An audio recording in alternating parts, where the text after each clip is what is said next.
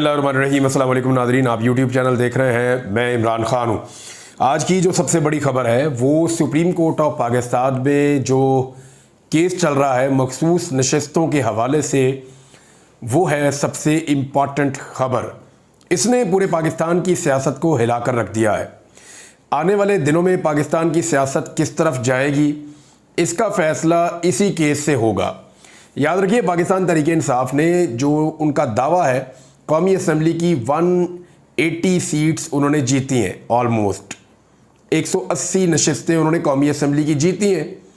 इस तनासुब से जो उनको ख़वातीन की मखसूस नशस्तें मिलेंगी तो वो 2/3 अक्सरियत से ऊपर चले जाएंगे।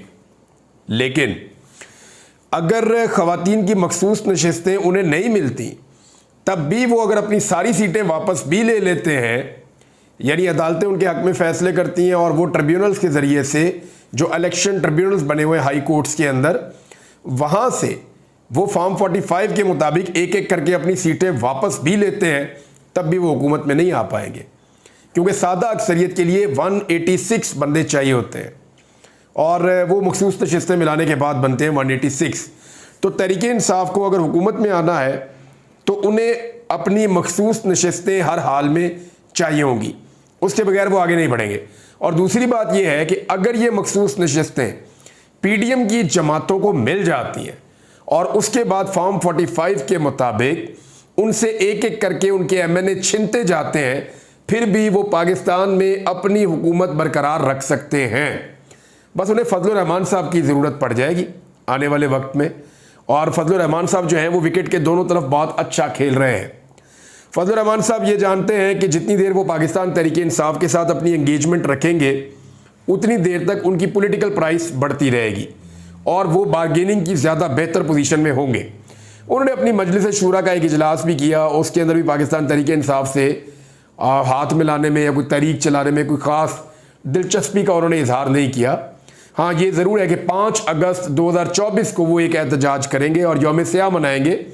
वो कश्मीर ने जो कुछ किया था, कश्मीर में जो कुछ भारत ने किया था, उस हवाले से।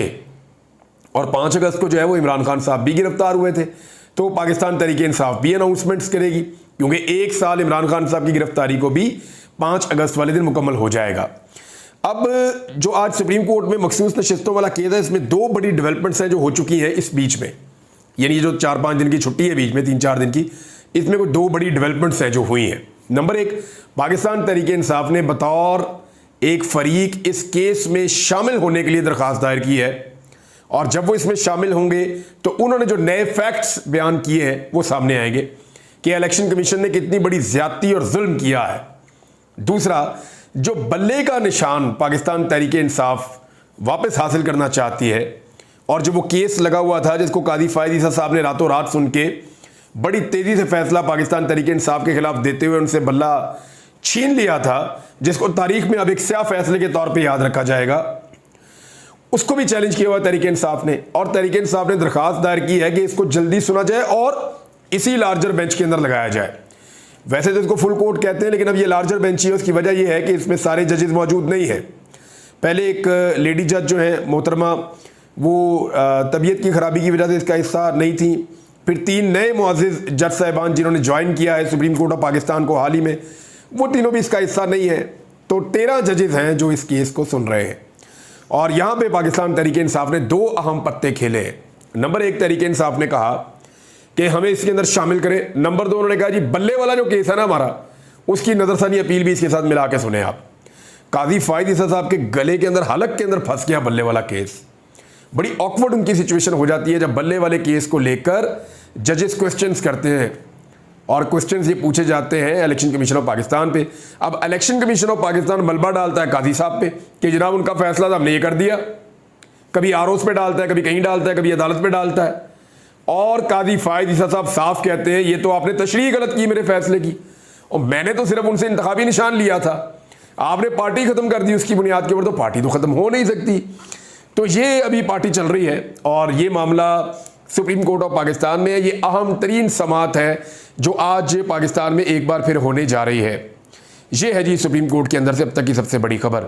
एक और खबर है, और ये खबर शुरू होती है एक स्टेटमेंट से, और ये स्टेटमेंट दिया है इरफान सिद्दीकी साहब ने। इरफान सिद्दीकी साहब जो हैं वो कॉलम निगार भी हैं, नवाज शरीफ साहब के बहुत करीबी साथी हैं। जंग और जियो के अंदर ये कॉलम लिखते हैं, बड़े लंबे अरसे से लिखते चले आ रहे हैं, और सेनेटर भी हैं PMLN के, तो नवाज शरीफ साहब के बहुत करीबी साथी हैं। इन्होंने एक खदशे का इजहार किया, या एक खबर है जो इन्होंने दी है। ज़रा मैं पहले खबर आपको दे दूं कि वो क्या रहे हैं, उसके बाद मैं आपको बताता हूं कि एक्चुअली वो क्यों कह रहे हैं और होने क्या जा रहा है। अब इरफान सिद्दीकी ने कहा कि पाकिस्तान पर इक्तसादी समेत हर तरह की पाबंदियां लगवाने की एक और करारदाद पाकिस्तान तहरीक इंसाफ का अगला हदफ है। वो ये कह रहे हैं कि पाकिस्तान के ऊपर इक्तसादी और दीगर पाबंदियां लगने जा रही हैं, और ये पाकिस्तान तहरीक इंसाफ लगवाएगी।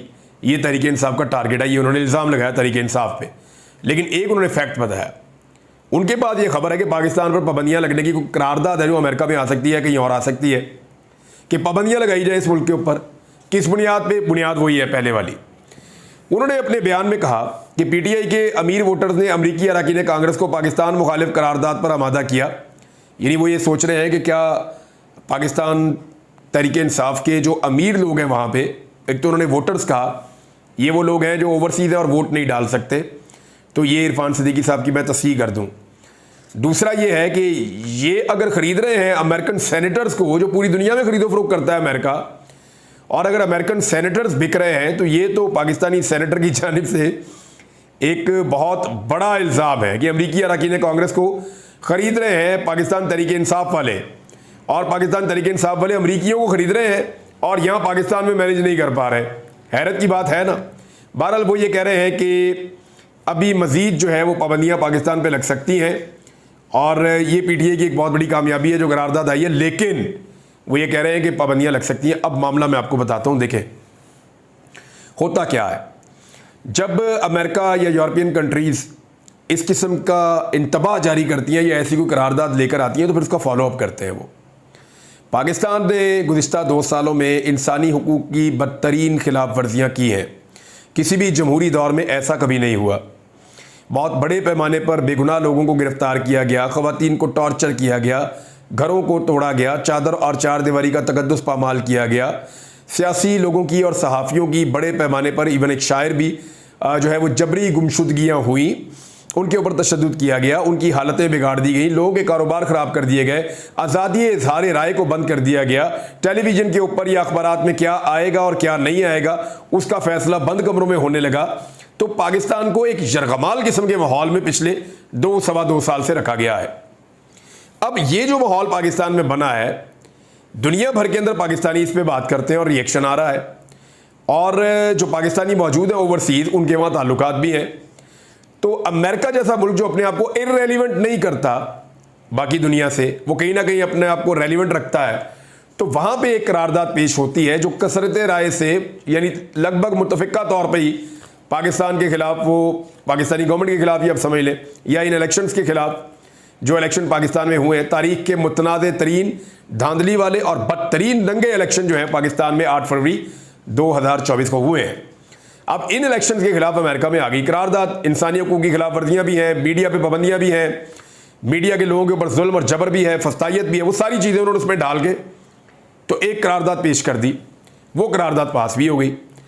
अब जब पाकिस्तान डिनाइल में चला जाएगा और बजाय इसके कि इन चीज़ों को ठीक करने के या इन पर तहकीकात करवाने के, पाकिस्तान फड्डा करेगा और दुनिया को कहेगा नहीं जी आप सारे झूठ बोल रहे हैं, या पाकिस्तान के अंदर भी सहाफ़ी झूठ बोल रहे हैं, पाकिस्तान के अंदर सिविल सोसाइटी और वकला भी झूठ बोल रहे हैं, पाकिस्तान के अंदर जजेस जो हैं वो भी झूठ बोल रहे हैं, पाकिस्तान का पूरा निज़ाम झूठ बोल रहा है, यानी जितना भी अंदर पाकिस्तान में सिस्टम है, और सिर्फ ये हुकूमत और इसके कुछ बेनिफिशरीज जो हैं ये सिर्फ सच्चे हैं, और आलमी सतह पर जो मुबसरीन हैं उनकी रिपोर्टें भी गलत है, तो फिर इनको रिएक्शन का सामना तो करना पड़ेगा। और रिएक्शन क्या हो सकता है, वो उनके पास पाबंदियों के ऑप्शन होते हैं, शायद वो इस्तेमाल करें, क्योंकि इरफान सिद्दीकी साहब ने इसका इशारा दे दिया है। एक और बड़ी खबर है, वो खबर है जनाब अफ़गानिस्तान से। देखें अफ़गानिस्तान ने क्या कहा, जब पाकिस्तान ने कहा कि हम अफ़गानिस्तान में जाकर अटैक करेंगे, अगर पाकिस्तान के अंदर कोई हमला होता है तो पाकिस्तानी फोर्सेस अफ़गानिस्तान के अंदर जाकर दहशतगर्दों के ठिकानों को निशाना बनाएंगी। ये ख्वाजा आसिफ साहब ने कहा। इसकी मुखालफत पाकिस्तान में पॉलिटिकल पार्टीज़ ने की, और उनका ये कहना है कि हमसायों के साथ ताल्लुकात ख़राब करने की बजाय डायलॉग किया जाए और ताल्लुकात को बेहतर किया जाए। अब इस पे ख्वाजा आसिफ साहब ने दोबारा से स्टेटमेंट दे दिया है। उन्होंने कहा पाकिस्तान हमले करने वालों को केक पेस्ट्री तो नहीं खिलाएंगे, अफगानिस्तान में दहशतगर्दों को निशाना बनाया और आइंदा भी बनाएंगे। दहशतगर्दों के खिलाफ ऑपरेशन की फौज को नहीं, हुकूमत की ज़रूरत है। और ये बरतानवी नशरियाती इदारे के साथ वो इंटरव्यू कर रहे थे। उन्होंने कहा दहशतगर्दी की हालिया जो एक लहर है उससे निपटने के लिए नए जज्बे और शिद्दत के साथ ऑपरेशन की ज़रूरत है और इस मरतबा कोई नकल मकानी नहीं होगी, ये उनका दावा है वैसे ख्वाजा साहब का। लेकिन जब भी ऑपरेशन होता है और बढ़ता है लोगों को नकल मकानी करनी पड़ती है। वो ये कह रहे हैं इंटेलिजेंस की बुनियादों पे ऑपरेशन किया जाएगा और ऑपरेशन तो इस तरह इंटेलिजेंस की बुनियादों पे तो हो ही रहा है। बहरहाल ख्वाजा आसिफ साहब ने कहा कि एक मरतबा फिर जाकर अफगानिस्तान में तालिबान के ठिकानों के खिलाफ कार्रवाइयाँ जारी रखी जाएंगी, तालिबान के खिलाफ सरहद पार कार्रवाइयाँ की और आइंदा भी करेंगे, ये ख्वाजा आसिफ साहब ने कहा। अब वज़ीर दिफा के बयान का जो अंदाज है उस पर फजल रहमान साहब ने कहा कि ये अंदाज पाकिस्तान अफगानिस्तान ताल्लुकात बेहतर होने की अलामत नहीं है। और फजल रहमान ने कहा कि जहां ऐसी जंगी तरबियत के नतीजे में फैसले होंगे तो फिर इसी तरह होगा, ऐसे फैसलों से फिर खित्ते में कोई हमारा दोस्त नहीं रहेगा। उन्होंने कहा कि ना हमारी आंखें खुली हैं और ना हमारे दिल की आंखें खुली हैं। अब ये फजल रहमान साहब का इस पर रिएक्शन है। पाकिस्तान तहरीक इंसाफ भी इस पर रिएक्शन दे चुकी है। वो कहते हैं जी हमारे ताल्लुकात से फ़ायदा उठाएं, हम अफगानिस्तान से जाकर बात करते हैं और जो दहशतगर्दी है उसको ख़त्म करते हैं डायलॉग के ज़रिए से। और अगर कहीं ऑपरेशन करने हैं तो पुराने फार्मूले पे जाते हैं कि पाकिस्तान और अफगानिस्तान दोनों की फोर्सेज मिलकर जो दहशतगर्द मौजूद हैं बॉर्डर एरियाज़ में दोनों तरफ, वो अपने अपने तौर पर वहाँ पर ऑपरेशन करें और मिलकर भी ऑपरेशन करें, इंटेलिजेंस बेस्ड ऑपरेशन करें। ये एक पुराना फार्मूला था। अब ये काम करता है या नहीं करता है अलग बात है, लेकिन पाकिस्तान तहरीक इंसाफ ने उनके दौर में ये इंट्रोड्यूस हुआ था और तहरीक इंसाफ जो है वो ये चाहती है कि डायलॉग के जरिए आगे बढ़े। खैबर पख्तूनख्वा ने कुछ आदाद शुमार जारी किए हैं और वो ये दावा कर रहे हैं कि 6 माह के आदाद शुमार के मुताबिक, यानी अभी जनवरी से लेकर और जून तक, आज 30 जून तक का ये डाटा है, आज 1 जुलाई है, तो ये डाटा मैं आपके सामने रख देता हूँ। खैबर पख्तूनख्वा की हुकूमत के बकौल 124 दहशतगर्दों को 6 माह में हलाक किया गया, जबकि 322 को गिरफ्तार किया गया है। और उन्होंने बताया कि 1433 ऑपरेशंस किए गए और ये खैबर पख्तूनख्वा की जो पुलिस है उसकी जानिब से, CTD की जानिब से किए गए हैं। 55 दहशतगर्द हमलों को नाकाम बनाया गया है, 124 दहशतगर्दों को हलाक किया गया है, जबकि 322 को गिरफ्तार किया गया है। 2 खुदकुश हमलावरों को गिरफ्तार करके पेशावर को बड़ी तबाही से बचाया गया है। और साथ ही साथ उन्होंने कहा जी बहुत सारे ग्रुप्स के उन्होंने साथ नाम लिखे कि इन ग्रुप के कमांडर्स और इनके साथियों को हलाक किया गया। इसके अलावा धमाका खेज बारूद की स्मगलिंग में मुलविस 14 मुल्जिमान को भी गिरफ्तार किया गया है। 18 जो इंतहाई मतलूब दहशतगर्द थे जिनके सरों पर कीमत मुकर्रर थी, उनमें से 8 को हलाक जबकि 10 को गिरफ्तार कर लिया गया है। रिपोर्ट में यह भी बताया गया कि 273 दहशतगर्द हमलों में 118 पुलिस एहलकारों को टारगेट किया गया। ये है जी खैबर पख्तूनख्वा हुकूमत की रिपोर्ट। यानी वो ये रिपोर्ट में क्या बताना चाह रहे हैं, एक्चुअली वो ये कहना चाह रहे हैं कि हमारी पुलिस को फंड दिए जाए, हमारी CTD को मजबूत किया जाए और सूबाई हुकूमत को फंड देकर उनके जिम्मे लगाया जाए अमन व अमान का मामला, क्योंकि 18वीं तरमीम के बाद ये सारा मामला आ जाता है सूबाई गवर्नमेंट के ऊपर। और जहाँ तक मामला है कोऑर्डिनेशन का इदारों के साथ, तो वो भी रिस्पॉन्सिबिलिटी सूबाई हुकूमत की है।